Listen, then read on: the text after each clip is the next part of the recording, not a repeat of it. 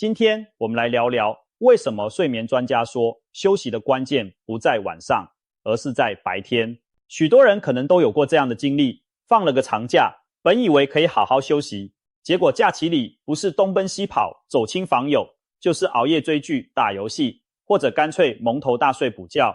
然而假期结束返回工作岗位时，却发现自己不但没有精力充沛，反而更加疲惫。这是怎么回事？事实上，现代人对休息与睡眠存在一个巨大的误区。我们以为只要晚上睡得够久就能恢复元气，但却忽视了白天的休息对于身心的重要性。台湾有位研究睡眠超过30年的专家蔡宇哲博士，在他的著作《好好休息》中指出，真正能让你彻底恢复活力的关键，不是在夜晚睡多少，而是在白天是否懂得休息。这听起来有点反常识，但正是许多人久治不愈的失眠困扰背后的真相。我们的社会崇尚努力拼搏，很多人从早到晚把行程排得满满的，恨不得每分钟都用在有意义的事情上。一些失眠患者往往是特别认真、责任心很强的人，白天工作一整天，回到家还不肯让自己闲下来，继续学习充电、处理家务，甚至连周末休息日也安排各种进修计划，生怕浪费时间。你是不是也是这种闲不下来的人？一停下来就内心不安，觉得无所事事，很羞愧，很浪费生命。如果是，那你反而可能更容易出现睡不好、放松不了的问题。为什么忙碌反而让人更难好好休息？蔡博士的研究发现，如果我们白天从不让大脑休息，身体就会形成一种惯性，仿佛对自己下达了这样的指令：主人不需要休息，必须一直保持努力。长此以往，大脑像一部马达，整日高速运转，到了夜晚也停不下来。久而久之，我们竟然忘记了什么叫做休息，躺在床上，脑袋仍然转个不停，怎么也睡不着。听起来是不是很熟悉？当代有太多人白天绷紧神经，晚上理所当然的以为上床就该秒睡，但事与愿违。这并不是因为他们生理上不需要睡眠，而是大脑习惯了兴奋状态，忘了如何进入休息模式。我们学会了如何努力拼搏，却忘记了怎样好好休息，这正是导致失眠与睡不好的关键原因之一。那该怎么办呢？难道白天要我们什么都不做吗？其实并不是。蔡博士建议，在白天安排至少一次真正的休息，给大脑一个停一停的机会。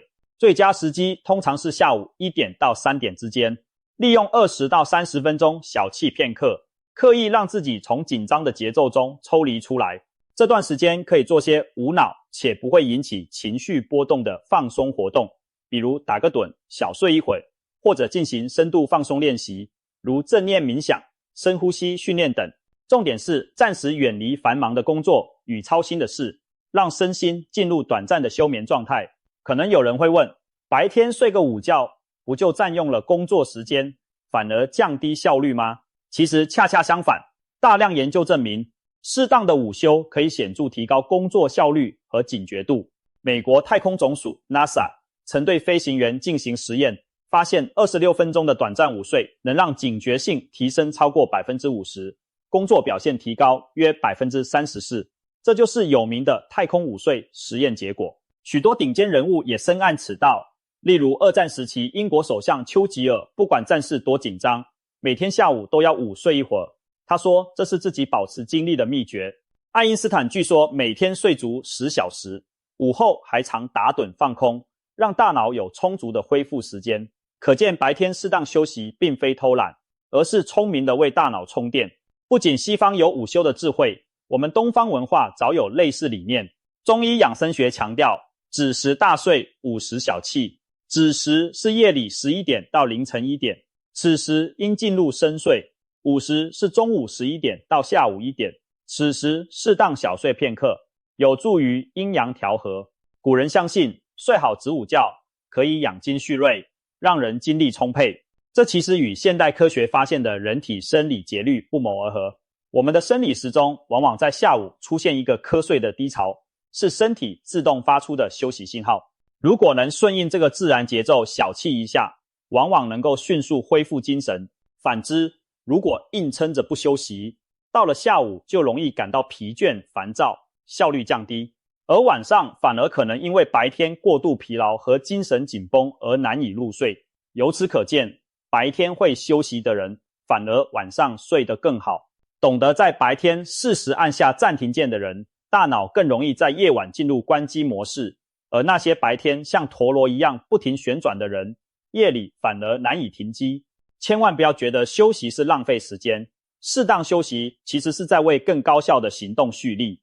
认识到休息的重要性后，许多人会说，好，我愿意休息，可是怎样的休息才有效呢？不少人所谓的休息，其实根本没让大脑休息。比如下班后瘫在沙发上狂刷剧、玩手机，一刷就是几小时，或者周末赖床不起，整天窝在床上看短影音等。这些看似悠闲的行为，为什么反而让人觉得越休息越累呢？原因在于，真正的休息并不只是不工作而已。如果大脑还在操心烦恼，或者接受大量资讯刺激，其实并没有得到休息。蔡宇哲博士指出，有效休息需要满足3个条件。第一，思绪完全暂时远离让你烦心的事。很多人以为不工作就是在休息，但如果脑子还在转个不停地想着工作的问题、人际的烦恼，那身体看似没动，大脑其实一刻没闲着，这不算真正的休息。休息时就应该把那些让你紧张焦虑的思绪暂时放下，哪怕只是短短几分钟也好。第二，不做需要费神动脑的事情。休息就是要让大脑放空，而不是再给它加上一堆新任务。有些人所谓放松，就是打电动、玩游戏、研究股票走势，或者思考复杂的人生计划。这些活动其实都非常耗脑力。你可能身体坐着没动，但是大脑仍在高速运转，这样下来不但没有充电，反而会更疲惫。第三，避免剧烈的情绪波动，这点很多人忽视了。休息时，我们常想追求娱乐，然而大喜大悲、大起大落的情绪会让身体处于兴奋警戒状态，并不利于放松。试想你追剧时看到主角经历生离死别，自己也跟着伤心流泪，或者看搞笑节目笑得前仰后合，情绪过山车虽然刺激，但这种强烈情绪反应其实让身体一直处在紧绷中。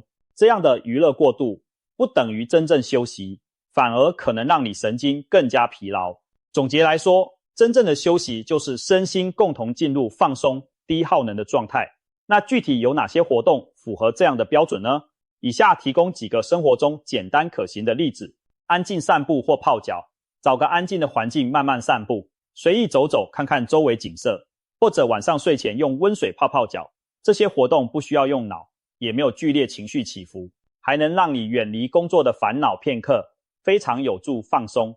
轻柔的伸展肢体，做几组简单的伸展运动，或者进行温和的瑜伽拉伸，专注感受呼吸和身体的舒展，可以把注意力从繁杂思绪中转移到当下，让紧绷的肌肉和神经慢慢松弛下来。发呆放空，有时候最好的休息就是什么也不做，找个舒服的椅子坐下来，望一望窗外的天空云彩，或者干脆闭目发会儿呆，让脑中一片空白。现代人很少允许自己发呆，但短暂的走神恰恰能给大脑降温。听轻音乐，播放一些舒缓的纯音乐，例如大自然的环境音、轻柔的钢琴曲、小提琴曲等，在柔和的音符中闭目养神，不去想任何问题。音乐不要选太激昂复杂的，没有歌词的轻音乐最适合大脑放松。以上只是几个例子，其实有效休息的方式因人而异，但核心在于不带明确目的性，不追求效率，不给自己设定目标。简单说，就是让自己从必须完成 XX 的状态中抽离出来，心甘情愿的什么成果都不求，地放空一阵子。真正的休息就是允许自己身体归零，心灵放松。这样的你，10分钟也好，半小时也罢，休息过后才有可能感觉神清气爽，而不是越休息越累。当我们白天开始尝试调整休息方式后，晚上的睡眠状况也会逐渐改善。不过，在追求高品质睡眠的路上，大家常常还会遇到许多疑问和困惑。以下我们就来一一破解常见的休息与睡眠难题，看看睡眠专家对这些问题有何建议。问题1，躺在床上怎么都睡不着，该不该起来走一走？很多人都有过这种经历，晚上躺下后辗转反侧，就是迟迟进入不了睡眠，看着时钟滴答走，越着急反而越清醒。这种情况下该怎么办呢？专家的建议是视情况而定。如果已经躺了约20分钟，仍毫无睡意，而且脑子越来越清醒，身体也开始紧张，那么与其继续焦虑地赖在床上，不如干脆起身离开卧室一会儿，换一个环境，做点无关紧要的小事，如喝杯温水、翻翻杂志，等有了困意再回床上睡。这是因为长时间躺在床上睡不着，又心烦意乱的话，大脑会把床和焦虑建立联系，日子久了形成恶性循环，一上床就不自觉紧张，越紧张越无法入睡。所以起身离开是为了打破这个连结，让床重新回归睡觉这一纯粹用途。反之，如果你虽然一时睡不着，但全身心放松，没有烦躁感，那其实不用特地起身，继续静躺着也无妨。重点是避免让床变成你焦虑思考的人生沙盘。床只属于放松和睡眠。问题2，睡前刷手机真的那么糟糕吗？现在的人几乎机不离手，很多人卧床后习惯性拿出手机浏览新闻、社交媒体或者追剧、玩游戏，渐渐困了才放下手机睡觉。这样做到底有多大影响呢？老实说，睡前玩手机对睡眠的干扰确实不容小觑，主要有2个原因。首先是屏幕的蓝光会抑制人体褪黑激素的分泌，褪黑激素是一种让我们产生睡意的荷尔蒙，在昏暗环境下分泌增加，提示身体该睡觉了。而手机、平板的萤幕光，特别是高能蓝光，会欺骗大脑，以为还是白天，从而干扰生理时钟，让人不容易犯困。其次，心理层面的刺激更关键，刷短视频、打网游、刷八卦新闻，这些资讯洪流会让我们过度投入其中，不知不觉情绪被挑动起伏，原本该静下来的心变得兴奋，结果大脑哪还舍得进入睡眠状态，所以一不小心就玩到深夜，甚至越玩越精神。当然，在现代生活中，要我们睡前完全不碰手机，好像不太现实。如果实在忍不住使用电子产品，建议可以调低屏幕亮度或开启夜间模式，减少蓝光刺激。更好的是改用听的方式，比如播放轻松的播客节目或有声书，用耳朵听些平缓的内容，这样不用盯着屏幕，注意力也不会高度集中，听着听着反而容易进入梦乡。问题3，如何才能提高睡眠品质，睡得更熟更香？很多人把注意力放在睡了几个小时，却忽略了睡眠的质量。其实睡眠并非平均一致的深，一整夜当中，入睡后的第1个小时通常是最深最熟的黄金睡眠期。研究发现，人一旦入睡，大脑会在前1-2个小时内迅速进入深度睡眠、慢波睡眠，这段时间对恢复体力和记忆巩固都极为重要。如果这个阶段被干扰打断，哪怕后面补足了时间，整体睡眠质量也会大打折扣。所以专家建议务必要守护好入睡后最初的1小时。实际做法比如，睡前就把手机调成静音或勿扰模式，避免朋友深夜讯息突然响起，告诉家人室友不要在你刚入睡的时段打扰你，也可以佩戴耳塞和眼罩，隔绝可能的噪音和光线干扰，让身体在头几十分钟完全沉浸在宁静黑暗中。一旦顺利进入深度睡眠，你的夜晚休息质量就成功了一大半。问题是，早上闹钟响了，总想多赖床几分钟，按掉再睡一会儿，可以吗？相信很多人都有早上再睡5分钟的习惯，闹钟第一次响，我们往往顺手一摁让它暂停，以为多赚几分钟睡眠是幸福的。事实上，专家指出，反复延迟闹钟起床并不是好习惯，因为当闹钟惊醒你后，如果你再次入睡，此时的睡眠多半是断断续续且品质很差的回笼觉，短短几分钟根本无法让身体回到深度睡眠，反而可能进入一种模糊的浅睡状态。等闹钟第2次、第3次又把你吵醒时，你的大脑会更加迷糊，出现所谓的睡眠惯性，也就是起床后更加昏沉疲惫。难怪有时候赖床越久反而觉得头越昏。正确的做法是固定一个起床时间，闹钟一响就坚持起床，让生物钟逐渐养成规律。想要更轻松清醒，可以把闹钟放远一点，被迫下床关，或者一醒来就拉开窗帘，让晨光照射进来。千万别依赖那断续的回笼觉，它不会带来真正的清爽。问题5，白天工作累了，究竟要不要小睡？撑到晚上会不会睡得更香？有的人觉得白天累了也不要睡，忍到晚上再一口气睡更踏实。其实要不要白天睡，关键取决于时间点。一般来说，下午早时段的小憩对夜晚睡眠影响不大，反而有益，但傍晚接近黄昏时再补眠，则可能干扰晚上正常入睡。专家建议，如果中午过后，下午1、2点觉得疲倦，不妨允许自己小睡20到30分钟。这段时间的小憩有助清除脑中疲劳感，提振后半天的精力，而且因为时间尚早，到晚上就算又困倦也能顺利入睡。反之，如果已经拖到傍晚6、7点甚至更晚才有空休息，那时候最好忍耐一下，撑到正常就寝时间，否则黄昏时段的一觉可能让你晚上精神变好，反倒难以早睡，造成恶性循环。问题6，如果熬夜了，第二天应该怎么调整恢复？现代生活难免有时候不得不熬夜，例如赶专案、照顾生病的孩子，或者朋友聚会玩太晚。熬夜之后，第二天大多精神萎靡，很多人会选择睡到中午来补眠，但专家的建议很明确，熬夜后隔天早上仍然应该按平常时间起床。虽然那会儿你可能极度困倦，恨不得再睡3小时，但如果赖床到中午，生物钟就会被彻底打乱，接下来好几天都调不回正常作息，晚上反而继续睡不着，形成所谓时差症候群。正确方式是照常起床，白天即使头昏眼花也要挺住，必要时中午补一个短暂午睡即可。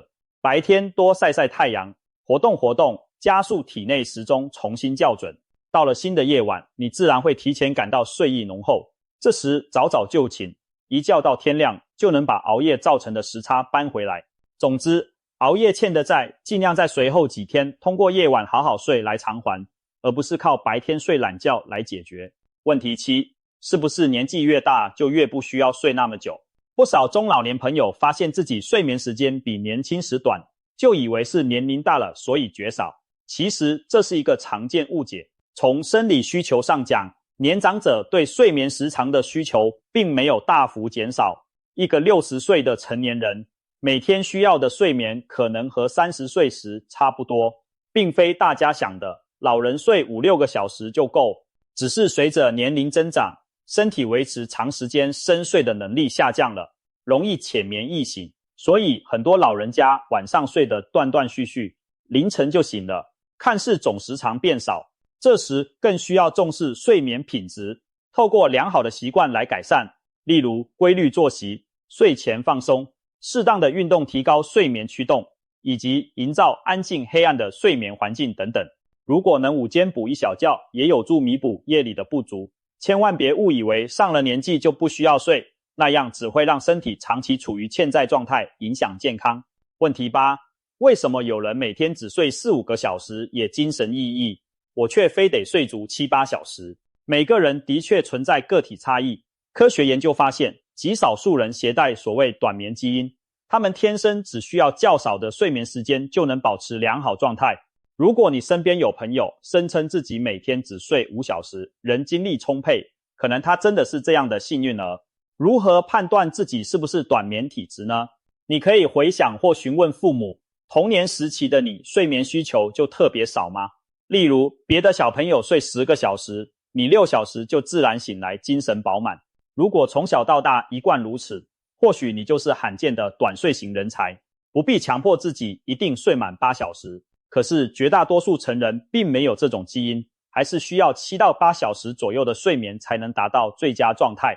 所以不要轻易与他人攀比睡得少，多数人还是应该以科学建议的时长为目标，结合自身情况找到最适合的睡眠配额。问题9，心累会不会让身体累？心理上的疲惫真的会拖垮生理吗？俗话说身心一体，这绝非虚言。心理学研究表明，心理疲劳确实会转化为身体疲劳。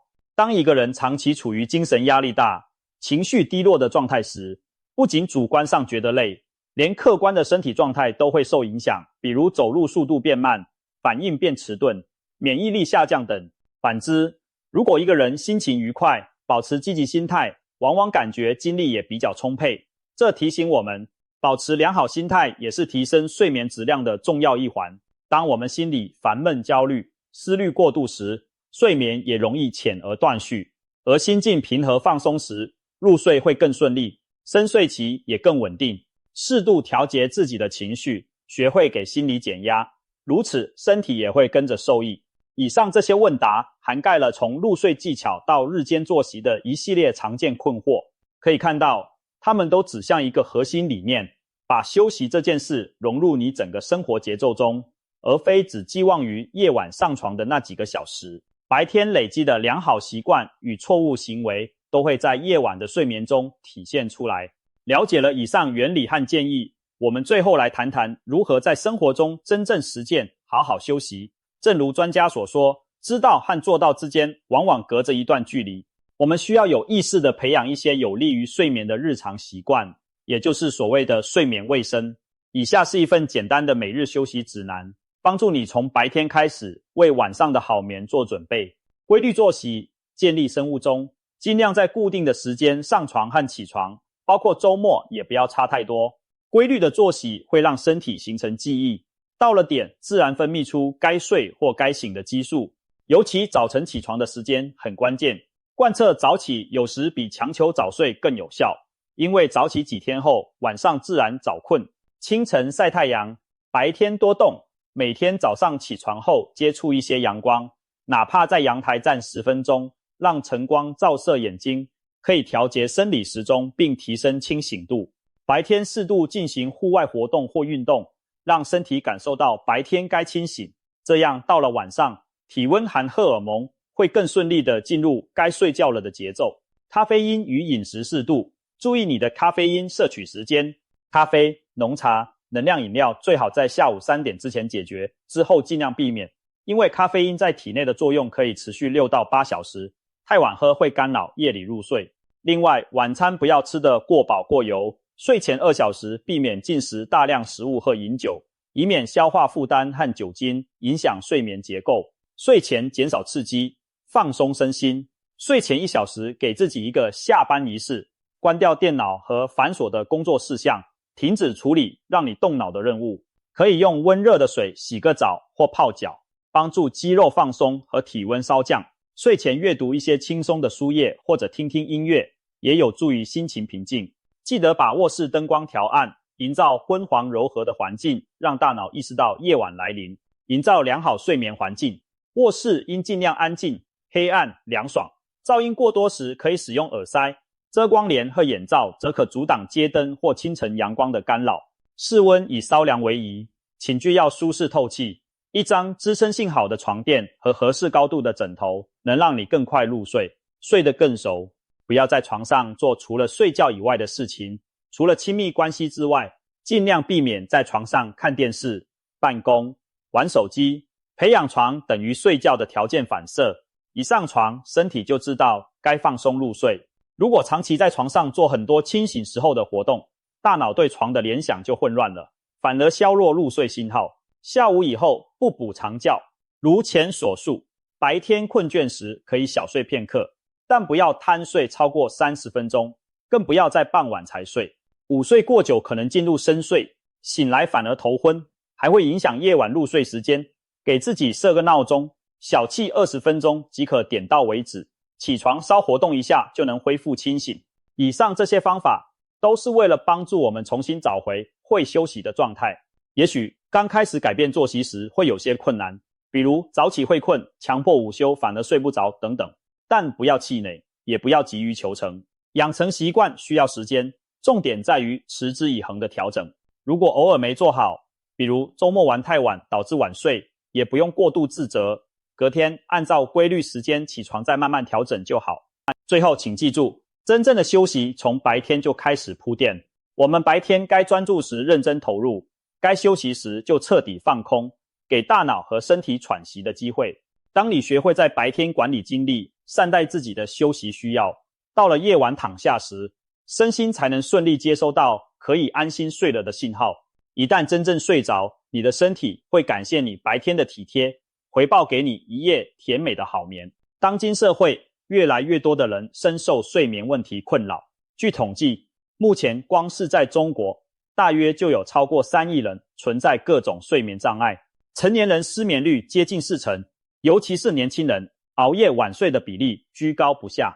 不少人长期睡不好，白天顶着黑眼圈，咖啡不离手，更有甚者陷入失眠焦虑，恶性循环。究其原因，除了外在压力，还有我们对待休息的态度出了偏差。我们重视时间管理，效率提升，但却忘了精力管理才是长久高效的基石。透支式的生活迟早会让我们崩溃，唯有劳逸结合才能走得长远。所以，请从现在开始正视休息的价值，不要再认为休息是偷懒，是罪恶。休息其实和努力一样重要，它是为了更好的储备能量去迎接下一步挑战。白天工作学习固然重要，但也别忘了给自己喘口气的时间。晚上睡觉更不是唯一的恢复途径，全天候都应该照顾到身心的节奏。试着在繁忙的日程中画出一小段我的休息时光，哪怕只是午后的20分钟闭目养神，或者傍晚的10分钟独处发呆。别小看这些碎片时间的调剂作用，它们将帮助你找回久违的平静与放松。当你真正学会休息，往往会发现工作和生活反而更有生产力。正如一句话所说，磨刀不误砍柴工，休息就是在磨刀啊。刀锋钝了，花点时间磨一磨，再去砍柴才快。人累垮了，花点时间歇一歇，之后才能跑得更远。希望每一个努力生活的人都不要忽视了休息这门重要的功课。从今天开始，给自己一个重新调整的机会，好好休息，才能好好努力。当你白天学会善待自己，夜晚自然会和你和睦相处。祝愿大家都摆脱失眠的困扰，每天精神饱满地迎接太阳升起。